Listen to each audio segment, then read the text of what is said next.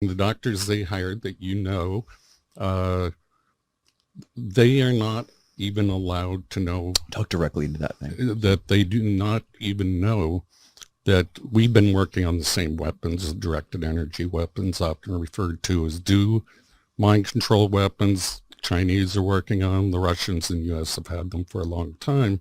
Traumatic brain injury. It can be done through cavitation effects using sound waves, and it can be done through microwave directed energy if it's amplified. And in fact, there's something called the Frey effect. The Army had it on their website called V2K, and that's how a lot of people refer to it, that can pipe voices into someone's head. You can't plug your ears. It actually vibrates the brain, which is like many concussions, through the small pulses that expand the tissue and then contracts it, then goes to the inner ear where they can hear it. If you just turn that up, it causes brain damage. You're heating the brain. And at the University of Nevada as a non-lethal weapon that resonates the dopamine cells of your brain, producing cells of your brain, and it floods it. The Air Force reclassified it. Flood your brain with dopamine? Yeah, dopamine dump. And that incapacitates the adversary in a non-lethal way. Not totally non-lethal, though.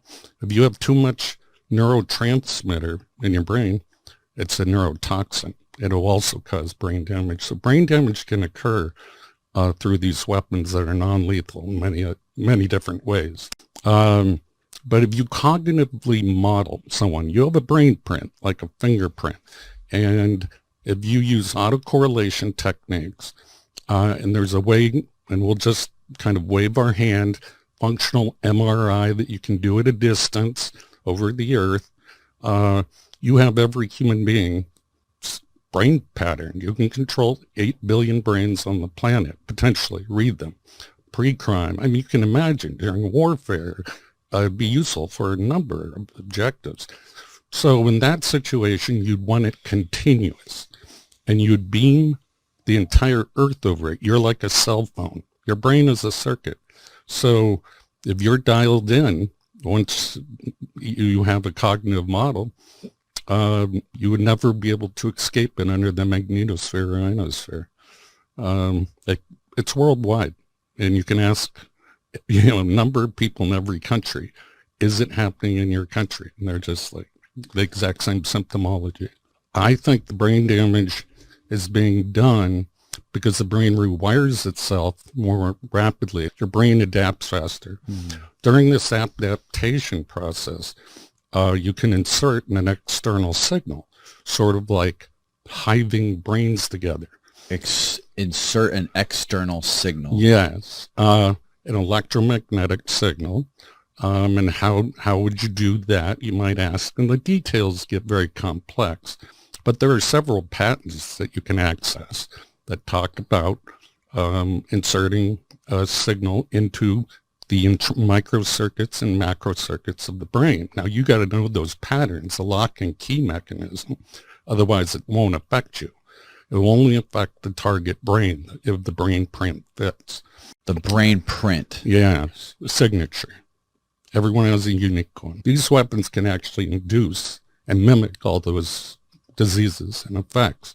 The trickery really is that great when you're under hypnosis that people will believe something other than a massive government. And so whoever the handlers are on the other side of this synthetic telepathy, they're following the handbook perfectly, and they've been trained. You want a random sample of the population in all languages, all cultures, in order for a worldwide weapon of an AI system that can interact with every human brain. Right, but if they're doing some sort of an experiment like this and testing him, how would they gather information? You want to answer that? Yeah, I believe that it's a two-way bidirectional connection. And once again, it's called remote neural monitoring and intervention.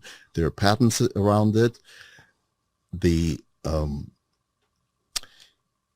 Plus the medical information that I produce is probably very relevant to them if it is in fact human experimentation without consent, which is violates Nuremberg, Geneva Convention, every human right.